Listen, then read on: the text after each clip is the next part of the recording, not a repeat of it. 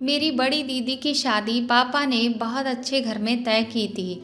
लेकिन दीदी शादी की रात घर से भाग गईं, तो इससे पापा ने गुस्सा होकर उनके दहेज का सारा सामान घर के पीछे वाले कमरे में फेंक दिया और उसे ताला लगा दिया। और हम सबको सख्त हिदायत दी कि कोई भी अब उस कमरे में नहीं जाएगा।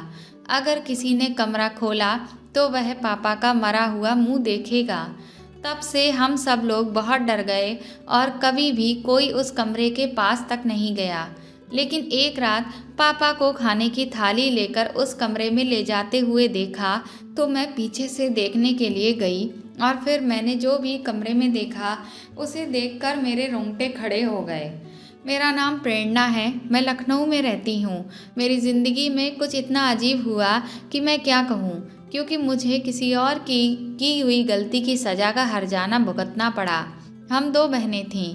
मेरी बड़ी बहन बहुत ही प्यारी और खूबसूरत थी और पापा तो सबसे ज़्यादा मेरी बड़ी बहन अर्पणा से ही प्यार करते थे। मुझे भी अपनी बहन से बहुत प्यार था, इसलिए मैं हमेशा उनके जैसा ही बनने की कोशिश करती। मेरी बहन कोई भी काम करती तो मैं उस काम को ज़रूर दोहराती। अगर मेरी बहन खाना बनाती और पापा उसकी तारीफ़ कर देते तो मैं भी हर हाल में खाना पकाना चाहती, जबकि यह मेरी सबसे बड़ी गलती थी। इसीलिए पापा दीदी को हमेशा समझाते कि तुम कभी भी कोई भी काम करना तो बहुत सोच समझ कर करना, क्योंकि तुम्हारी बहन भी बिल्कुल तुम्हारे नक्शे कदम पर चलती है। हमें यही लगता था कि अर्पणा दीदी कभी भी कोई गलती नहीं कर सकती हैं। लेकिन फिर एक वक्त आया जिससे यह साबित हो गया कि यह सब हमारा वहम था, क्योंकि दीदी भी तो इंसान ही थी और इंसान की फितरत में गलती करना शामिल है। वह गलत भी हो सकता है और सही भी। जैसे ही अर्पणा दीदी ने अपना पोस्ट ग्रेजुएशन पूरा किया तो उनके लिए हर तरफ से रिश्ते आने लगे और कई लोग हमारे घर में बेफिजूल में चक्कर काटने लगे। उनमें से ज़्यादातर लोग हमारे रिश्तेदार ही थे। पापा ने सोचा कि अगर किसी एक रिश्तेदार के घर मैंने अपनी बेटी दी तो दूसरा रिश्तेदार हमसे नाराज़ हो जाएगा। इसलिए पापा ने फैसला किया कि जहाँ से हमारी कोई भी रिश्तेदारी दूर दूर तक नहीं होगी, वहीं पर वह दीदी की शादी करेंगे। लेकिन उस वक्त पापा को इस बात का अंदाज़ा भी नहीं था कि वह कितनी बड़ी गलती करने वाले हैं, जबकि उन्हें यह चाहिए था कि दीदी की ज़िंदगी का इतना बड़ा फैसला करने से पहले वह सबसे पहले दीदी से उनके दिल की बात पता कर लेते। जब वह उनसे इतना प्यार करते थे तो एक बार तो उनसे पूछ ही लेते कि बेटी, तुमने अपने भविष्य के बारे में क्या सोचा है या तुम क्या करना चाहती हो। अगर कोई ऐसी बात है जो तुम मुझे शर्म से नहीं कह सकती हो तो तुम अपनी मम्मी को अपनी बात बता सकती हो। लेकिन पापा ने इस मामले में घर के किसी भी सदस्य की मर्जी जानने की कोशिश तक नहीं की। उन्होंने बाहर से ही लोगों से बातचीत करके दीदी का रिश्ता एकदम से तय कर दिया और अचानक ही एक दिन पापा शाम को आए और उन्होंने मम्मी को बता दिया कि मैंने अर्पणा का रिश्ता पक्का कर दिया है। वह लोग बहुत अमीर घराने के अच्छे लोग हैं, लड़का भी बहुत अच्छा है, हमारी बेटी को बहुत खुश रखेगा।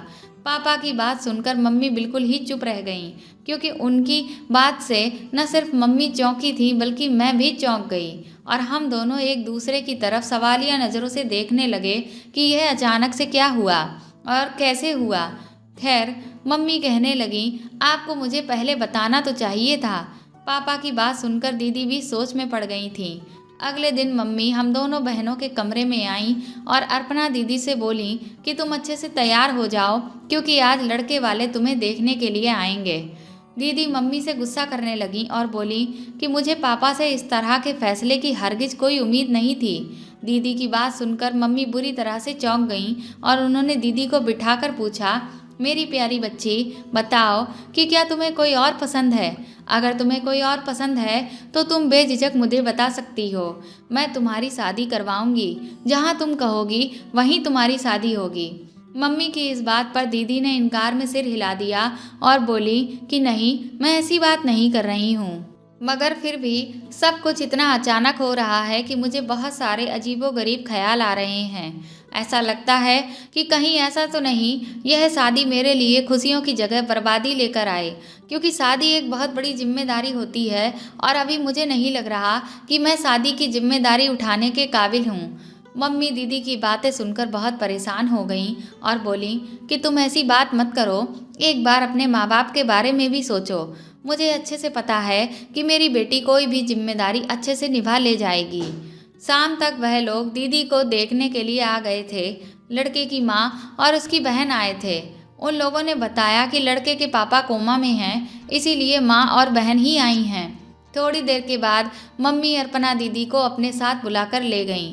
जब उन लोगों ने दीदी को देखा तो वह बहुत खुश हो गए, क्योंकि दीदी थी ही इतनी खूबसूरत कि किसी को एक नज़र में ही भा जाए। फिर जब लड़के वाले जा रहे थे तो दीदी की होने वाली सास ने दीदी को कुछ शगुन के पैसे दिए। उसके बाद वह लोग वहाँ से चले गए। उनके जाने के बाद मम्मी बोली, सच कहूँ अर्पणा, तो अब मेरे दिल को बहुत तसल्ली मिल गई है। मम्मी मुझसे बोली, तुम बताओ प्रेरणा, तुम्हारी इस बारे में क्या राय है? तुम्हें वह लोग कैसे लगे? मैंने दीदी की तरफ देखा तो दीदी शर्म से गुलाबी हो रही थीं। मैंने दीदी की तरफ देखते हुए कहा कि आप तो अभी से गुलाबी हो रही हैं। इस पर दीदी ने मुझे धत्त कहा और फिर वह मम्मी से बोली कि मम्मी, मुझे अब शादी से कोई भी एतराज़ नहीं है। उसके बाद तो जैसे हमारे घर में खुशियों का माहौल छा गया, लेकिन किसी को नहीं पता था कि यह खुशियाँ कुछ पलों की ही हैं, क्योंकि यह बहुत जल्द गम में बदलने वाली हैं। हमने शादी की तैयारी बहुत अच्छे से करना शुरू कर दिया ताकि कोई भी कमी ना रह जाए। इस वजह से दीदी भी शादी की तैयारी में खुशी खुशी हिस्सा ले रही थीं। वह अपनी हर चीज़ खुद से ही पसंद कर रही थीं। उन्होंने अपना लहंगा, उस पर पहने जाने वाली सैंडल, उसकी ज्वेलरी, सब कुछ खुद से ही पसंद किया था। शादी वाले दिन तैयार होने के लिए उन्होंने अपनी मर्जी का पार्लर भी कर लिया था। सब कुछ अच्छा खासा चल रहा था।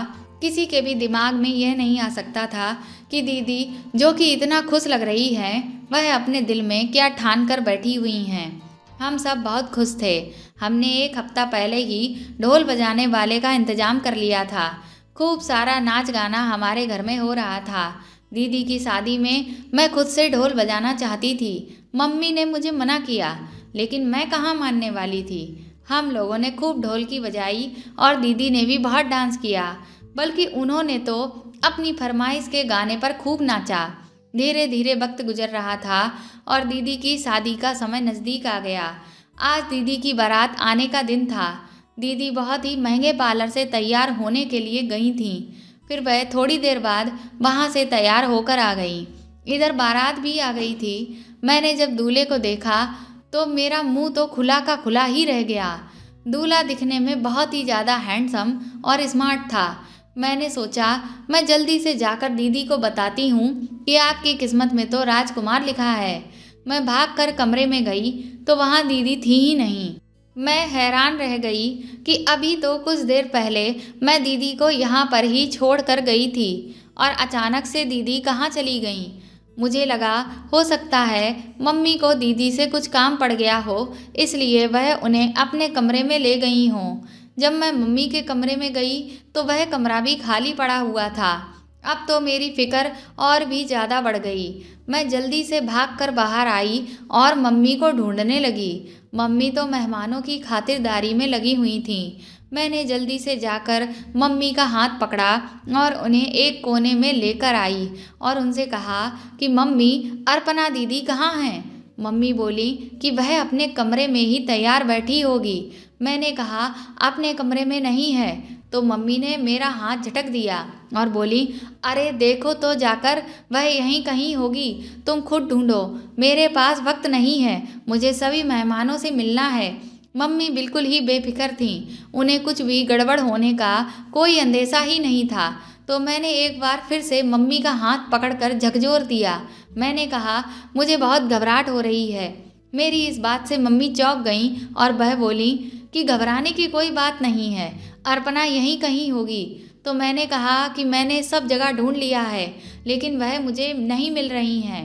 फिर मेरी बात सुनकर मम्मी मेरे साथ ही दीदी को ढूंढने के लिए चल दी। हम दीदी को एक कमरे से दूसरे कमरे में और दूसरे कमरे से तीसरे कमरे में ढूंढते रहे, मगर हमें दीदी कहीं भी नहीं मिली। अब मम्मी के चेहरे का रंग फीका पड़ने लग गया था। इधर जयमाला का टाइम हो गया और उसके लिए शोर होने लगा कि लड़की को बुलाकर लाया जाए। तभी वहाँ पापा कमरे में आए। उनकी आंखें देखकर ऐसा लग रहा था जैसे वह रो रहे हों। तो हमने सोचा कि पापा दीदी को बहुत प्यार करते हैं और उन्हें अपनी बेटी की विदाई का गम अभी से हो रहा था। लेकिन इधर उल्टा हुआ कि उनकी प्यारी बेटी उनकी इज्जत को तार तार करके कहीं चली गई। पापा कहने लगे, जल्दी से अर्पणा बिटिया को लेकर चलो, वहाँ जयमाला का टाइम हो रहा है। मम्मी रोते हुए बोली, सुनो जी, अर्पणा नहीं मिल रही है। मम्मी की बात सुनकर पापा हैरत से बोले, अरे देखो यहीं कहीं होगी, मिल नहीं रही है का क्या मतलब। तो मम्मी रोते हुए बोली, मैंने घर का कोना कोना छान मारा है लेकिन वह मुझे नहीं मिली। पापा तो अपना दिल थाम कर वहीं धड़ाम से बिस्तर पर बैठ गए और फिर दहाड़े मार मार कर रोने लगे। वह मम्मी से बोले कि अब तो हमारी इज्जत खाक में ही मिल जाएगी। अब मुझे दुनिया के सामने शर्मसार होने से कोई नहीं बचा सकता। तुम ही बताओ अब मैं क्या करूं? मैं कैसे इस समाज का सामना करूंगा? बाहर बारातियों से जाकर मैं यह कैसे कहूँगा कि आप बारात वापस ले जाएं क्योंकि मेरी बेटी ने मेरी इज्जत नीलाम कर दी है। मम्मी भी बुरी तरह से रो रही थीं। फिर मम्मी ने पापा से कहा कि आप चुपचाप बिस्तर पर लेट जाइए, मैं कोई बहाना बनाती हूँ कि मेरे पति की तबीयत बहुत ज़्यादा खराब हो गई है। ऐसे में हम अपनी बेटी को अभी विदा नहीं कर सकते हैं। पापा ने मम्मी से कहा कि तुम्हें लगता है कि तुम ऐसा कर पाओगी? तो मम्मी ने अपने आंसू पोंछे और कहने लगी कि आपकी इज्जत बचाने के लिए मैं कुछ भी कर सकती हूँ। इतना सुनते ही पापा मम्मी पर भड़क गए और बोले, अगर तुमने लड़कियों को अच्छी शिक्षा दी होती तो आज हमें यह दिन नहीं देखना पड़ता। उसके बाद मम्मी ने सबके सामने जाकर यह कह दिया कि मेरे पति की तबीयत बहुत ज़्यादा ख़राब हो चुकी है, ऐसे में अपनी बेटी को विदा नहीं कर सकते हैं, इसलिए आप लोग मेहरबानी करके बारात को वापस ले जाएं। हम किसी और दिन अपनी बेटी के फेरे डलवा कर उसे सादगी से विदा कर देंगे। बारातियों में तरह तरह की बातें होने लगीं। इधर मम्मी ने अंदर आकर खुद को कमरे में बंद कर लिया। बाहर लोग कई बातें कर रहे थे, क्योंकि उनकी बातों के जवाब हमारे पास नहीं थे, इसलिए हम लोग अपने ही घर में कैद हो गए। हमने कभी नहीं सोचा था कि अर्पणा दीदी ऐसा कुछ काम करेंगी जिसकी वजह से हमें ऐसा दिन देखना पड़ेगा। मम्मी पापा को समझाने लगी कि आप ज़्यादा चिंता ना करें, कहीं आपकी तबीयत सच में ख़राब ना हो जाए। पापा मम्मी से बिगड़ कर बोले कि अगर तुम्हें मेरी इतनी ही फिक्र होती तो आज यह नौबत ही ना आती। मम्मी बेचारी बहुत ही ज़्यादा शर्मिंदा हुए चली जा रही थी। फिर जब आधी रात हुई तो पापा ने दहेज का सारा सामान उठाकर घर के पीछे वाले कमरे में फेंक दिया और उसमें ताला लगा दिया और हम लोगों को आकर कहा कि अगर आज के बाद कोई भी उधर गया तो वह मेरा मरा हुआ मुंह देखेगा। पापा की बात सुनकर हम सब सन्न रह गए। उस दिन के बाद से हमारे घर का माहौल बहुत ख़राब हो गया। हम सब एक दूसरे से नज़रें चुराते रहते थे। पापा भी हम सबसे छुप कर रोते रहते हैं। पापा ने हम सबको तो घर के पीछे वाले कमरे में जाने से मना कर रखा था, लेकिन वह खुद उस कमरे में हर रोज़ जाते थे। मम्मी कहती कि तुम्हारे पापा हम सबसे छुप कर उस कमरे में जाकर रोते रहते हैं, वह अपना दर्द नहीं भुला पा रहे हैं। हमको यही लग रहा था कि दीदी की शादी का किस्सा अब ख़त्म हो गया है। लेकिन ठीक 2 महीने के बाद ही लड़के वालों की तरफ से हमारे पास फ़ोन आने लगा। लड़के की मम्मी बोली, हमने अभी तक इतने दिन आप लोगों से कोई बात नहीं की क्योंकि हम आपसे नाराज़ थे। उस दिन बारात को आप लोगों ने अचानक से वापस लौटा दिया, लेकिन इतने दिनों हमने बहुत ठंडे दिमाग से सोचा तो हमें लगा कि आपकी भी कोई मजबूरी रही होगी, या यह भी हो सकता है कि आपकी बेटी ने इस रिश्ते से इनकार कर दिया हो और इसीलिए आपने अपनी इज्जत बचाने के लिए लड़की के पिता की बीमारी का बहाना बना दिया होगा। लेकिन क्योंकि आप लोग बहुत अच्छे घर के हैं तो हम आपसे रिश्ता तोड़ना नहीं चाहते। अगर आप ठीक समझें तो हम आपकी छोटी बेटी से रिश्ता करने के लिए तैयार हैं, क्योंकि आपकी बेटियों जैसी संस्कारी लड़कियां हमें कहीं भी नहीं मिली और ना ही ऐसा घर मिला। हमें आपका घर सबसे अच्छा लगा, इसीलिए हम चाहते हैं कि किसी न किसी तरह से हमारी रिश्तेदारी आपसे हो जाए। मम्मी उनसे कहने लगी, ठीक है, मैं प्रेरणा के पापा से बात करके आपको बाद में बताऊंगी।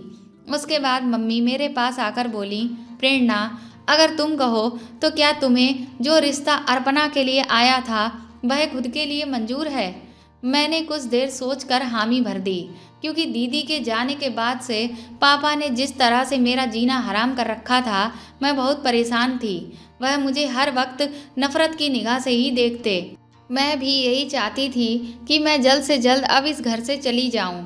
मेरी हाँ सुनकर मम्मी मेरे गले लगकर रोने लगीं और बोलीं कि बेटी, कभी कभी हमारे नसीब में किसी और के हिस्से की सज़ा लिखी होती है और नसीब का लिखा कोई भी झुटला नहीं सकता। काश मैं तुम्हारी तकदीर बदल पाती, मगर मैं क्या करूं? मैं तो खुद ही बहुत मजबूर हूं। मम्मी बहुत बुरी तरह से टूटी हुई थीं। मैंने मम्मी को हिम्मत बंधाते हुए कहा कि मम्मी, आप दुखी मत हो, भगवान सब कुछ अच्छा ही करेंगे। फिर मैं उठकर अपने कमरे से बाहर चली गई। पापा के घर वापस आने का जैसे ही वक्त हुआ, मुझे अजीब सी घबराहट होने लगी, क्योंकि आज मेरी किस्मत का फैसला होना था। जैसे ही घर का दरवाज़ा खुला, मैं अपने कमरे की खिड़की के पास आकर बैठ गई। पापा जैसे ही घर में आए, उन्होंने सबसे पहले इधर उधर नज़र दौड़ाई। आंगन को खाली पाकर वह दबे कदमों से किचन की तरफ गए। वह इस तरह से चलकर क्यों गए, इस बात से मुझे बहुत हैरत हो रही थी। थोड़ी ही देर के बाद वह किचन से वापस आए तो मुझे उनके हाथ में एक खाने की थाली नजर आई। वह अभी भी इधर उधर ही देख रहे थे, जैसे कि वह कोई चोरी वाला काम कर रहे हों। उसके बाद वह धीरे से घर के पीछे वाले कमरे की तरफ जाने लगे। मैं बिल्कुल हक्का बक्का सी बैठी रह गई। अभी जो भी मैंने अपनी नज़रों से देखा था, आखिर यह सब क्या था? वैसे तो यह आम बात हो सकती थी, लेकिन पापा जिस खुफिया अंदाज से चल रहे थे और उस थाली को लेकर जा रहे थे, उस बात से मुझे थोड़ी फिक्र हुई। और आज कुछ ऐसा संयोग भी हुआ कि पापा के आने के बाद भी मम्मी कमरे से नहीं निकली, जबकि पहले जब भी पापा काम से वापस आते तो मम्मी तुरंत ही सब कुछ छोड़ छाड़ कर पापा के पास आ जाया करती थीं। उनसे खाना खाने को पूछती थीं और उन्हें ताज़ी रोटियां भी बनाकर देती थीं। जब मैं मम्मी के कमरे में गई तो मैंने देखा कि वह तो सो रही हैं। खैर, पापा आधे घंटे के बाद पीछे वाले कमरे से आ गए। उनकी हालत मुझे बहुत अजीब सी लग रही थी। जो भी कुछ मैंने कमरे की खिड़की से देखा, उससे मुझे कुछ भी समझ नहीं आ रहा था। फिर जब पापा आए तो मम्मी ने उन्हें बताया कि आज उन लड़के वालों का फ़ोन आया था और वह प्रेरणा का हाथ अपने लड़के के लिए मांग रहे थे। पापा बहुत बुरी तरह से चीखने लगे और बोले, उनसे कह देना कि मेरी बेटी की किस्मत अभी इतनी भी खराब नहीं हुई है कि मैं उन जैसे बेगैरत लोगों को दे दूं। पापा की बात सुनकर मैं और मम्मी दोनों ही दंग रह गए। मम्मी ने कहा, यह आप किस तरह की बात कर रहे हैं? आखिर आप कहना क्या चाहते हैं? क्या वह लोग अच्छे नहीं हैं? तो पापा ने ना में सर हिला दिया और कहने लगे कि आज के बाद उनका फ़ोन आए तो उठाना भी नहीं। पापा की इस बात पर मम्मी बोली, आपको तो अपने ऊपर बहुत भरोसा था। आप तो कहते थे कि औरतें कम अकल होती हैं और आदमियों को सारी समझ होती है, तो आपसे इतनी बड़ी भूल कैसे हो गई? अगर अर्पणा का रिश्ता उन लोगों से जुड़ जाता तो। पापा गुस्से से भरे हुए कमरे से बाहर निकल गए और इधर मम्मी फूट फूट कर रोने लगीं। पापा जितनी देर घर में रहते, मैं अपने कमरे से बाहर ही नहीं निकलती और मम्मी तो हर वक्त अर्पणा दीदी के गम में डूबी रहती थीं। ऐसा लगता था जैसे घर ना हो गया, जेल खाना हो गया। अब मैंने ध्यान दिया कि पापा अक्सर खाने पीने की चीज़ और खाने की थाली लेकर घर के पीछे वाले कमरे में जाते थे। मुझे समझ नहीं आता कि वह उस कमरे में यह सब चीज़ें क्यों लेकर जा रहे हैं। मैं इस बात से बहुत ज़्यादा परेशान रहने लगी। रात में भी मुझे सोच सोच कर नींद ही नहीं आती। मुझे भी अर्पणा दीदी की बहुत याद आती थी। वह मेरी बहुत अच्छी दोस्त थी। काश वह कोई ऐसा गलत कदम ना उठाती तो कितना अच्छा होता। अगर उन्हें कोई पसंद था तो वह मुझे ना सही, मम्मी को तो बता ही सकती थी। अभी मैं यह सब सोच ही रही थी कि तभी आसपास के कुत्तों के भौंकने की आवाज़ बहुत तेज तेज आने लगी। तो मैं उठकर अपने कमरे की खिड़की के पास बैठ गई। तब मुझे ऐसा लगा कि जैसे हमारे आंगन में कोई घूम रहा है। जब मैंने गौर से देखा तो वह कोई और नहीं बल्कि मेरे पापा थे। पापा को इतनी रात में मैं आंगन में देखकर बुरी तरह से चौंक गई कि पापा इतनी रात आखिर यहाँ कर क्या रहे हैं। पापा देखने में बहुत ही ज़्यादा उदास लग रहे थे और वह बार बार इधर उधर देख रहे थे। मुझे अपने पापा पर भी बहुत तरस आने लगा कि हो ना हो पापा भी दीदी के गम में बहुत ही ज़्यादा परेशान हैं। उसके बाद पापा घर के बाहर वाले कमरे में जाने लगे, जहां उन्होंने दीदी के दहेज का सामान रखा हुआ था। मैं भी चुपके से दबे पांव पापा के पीछे पीछे चल दी। जब मैं उधर बढ़ रही थी तो मैंने देखा कि उस कमरे का दरवाज़ा खुला हुआ था और उससे रोशनी बाहर आ रही थी। मैं कमरे के दरवाजे के पास जैसे ही पहुंचने वाली थी कि मैंने दूर से ही अंदर का नज़ारा देखा। उसे देखकर तो मैं थर थर कांपने लगी, क्योंकि मैंने देखा कि पापा अंदर कमरे में दीदी को खाना खिला रहे थे। वह दोनों चुपचाप बैठे हुए थे, लेकिन उनकी आंखों से आंसू बह रहे थे। मैं यही सोच रही थी कि आखिर यह सब हो क्या रहा है। मेरी तो समझ से सब कुछ बाहर था। फिर कुछ देर के बाद पापा बोले, तुम मेरी बेटी नहीं हो। इस बात पर अर्पणा दीदी पापा के ऊपर चिल्ला उठी। वह बोली, इसीलिए आप मेरे साथ ऐसा कर रहे हैं, क्योंकि मैं आपकी औलाद नहीं हूँ। क्योंकि इस दुनिया का कोई भी बाप अपनी औलाद के साथ ऐसी घिनौनी हरकत नहीं कर सकता। अगर मेरी जगह प्रेरणा होती तो आप उसके साथ ऐसा कभी भी नहीं करते। पापा तुरंत ही बोले, बेटा मैं तुमसे बहुत प्यार करता हूँ, लेकिन यह बात तुमने बिल्कुल सच कही कि मैं यह सब प्रेरणा के साथ नहीं कर सकता। यह सुनकर अर्पणा दीदी बुरी तरह से रोने लगी। वह बोली, आखिर आपने मेरे साथ ऐसा क्यों किया और मुझे इस कमरे में बंद करके क्यों रखा हुआ है? आज मुझे यह बात जाननी ही है। दीदी की बात पर पापा बोले, ठीक है, आज मैं तुम्हें सब कुछ बताता हूँ। वैसे भी तुम सारा दिन तो बेहोश ही रहती हो और दिन के वक्त मैं बहुत ज़्यादा देर के लिए इस कमरे में नहीं रह सकता, क्योंकि अब मुझे ऐसा लगता है कि शायद प्रेरणा को मुझ पर शक हो गया है और इसीलिए वह मुझ पर नज़र रखती है और मुझे डर है कि कहीं वह मुझ पर और भी ज़्यादा शक ना करने लगे। रात के इस वक्त तो सभी लोग सो रहे हैं, इसीलिए मैं दबे पांव यहाँ आराम से आ गया हूँ। फिर पापा आगे बताने लगे, अर्पणा, हम 2 भाई बहन थे।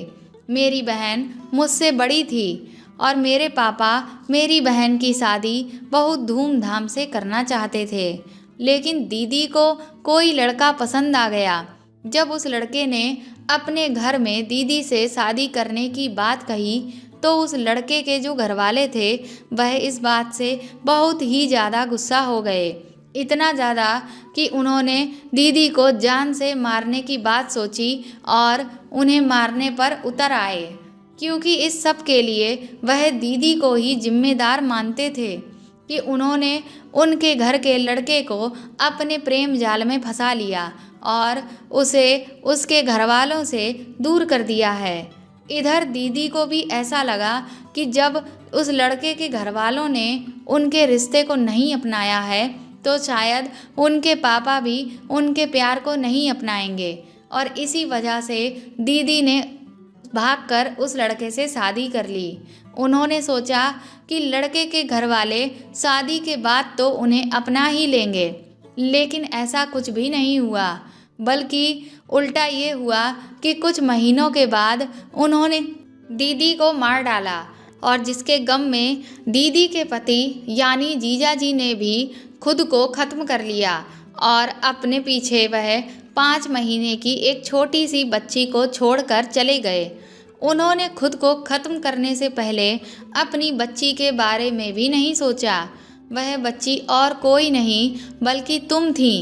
मेरी पत्नी ने तुम्हें हाथों हाथ लिया और तुम्हें बहुत सारा प्यार किया। मैं भी यह भूल गया कि तुम मेरी बेटी हो या मेरी भांजी। जब तुमने पहली बार बोलना शुरू किया तो तुमने मुझे पापा कहकर पुकारा और मेरी पत्नी को अपनी मम्मी। जीजा जी के घर वाले अपने बेटे की मौत का बदला लेने के लिए हम लोगों को भी ख़त्म करना चाहते थे, इसीलिए हमने तुरंत ही वह शहर छोड़ दिया। हम उनके खिलाफ भी नहीं जा सकते थे क्योंकि वह लोग बहुत रसूख वाले थे। तुम भी अपनी माँ की तरह इस तरह कोई गलत कदम ना उठा लो, इसीलिए मैंने तुम्हारी शादी में बहुत जल्दबाजी दिखाई। शादी के कुछ दिन पहले ही लड़के के पिताजी कोमा से बाहर आ गए थे और वह बारात में भी उस दिन आए हुए थे। उन्हें देखकर तो मेरे पैरों तले जमीन ही खिसक गई। जानती हो क्यों? क्योंकि लड़के के पिताजी और कोई नहीं बल्कि जीजा जी के भाई थे, और जो उस वक्त हम सबको ख़त्म कर देना चाहते थे। यह सब देखकर मैं बहुत परेशान हो गया और इसीलिए मैंने तुम्हें घर के पीछे वाले कमरे में बात करने के लिए बुलाया और वहीं बंद कर दिया। पहले मैंने सोचा कि सुबह मैं सारी सच्चाई तुम्हारी माँ को बता दूंगा, लेकिन मुझे यह डर था कि कहीं यह बात बाहर ना फैल जाए कि तुम इसी घर में हो और वह लोग वापस यहाँ पर आकर हंगामा ना करने लगें, और कहीं अगर उन्हें गलती से भी यह पता चल गया कि हम लोग कौन हैं, तब तो हमारी खैर ही नहीं। मैं तुमसे बहुत प्यार करता हूँ मेरी बच्ची। जिस दिन से तुम्हें मैंने यहाँ कैद करके रखा है, प्रेरणा से भी मैंने बात करना छोड़ दिया है और उस पर भी मैं बहुत सख्ती दिखाता हूँ।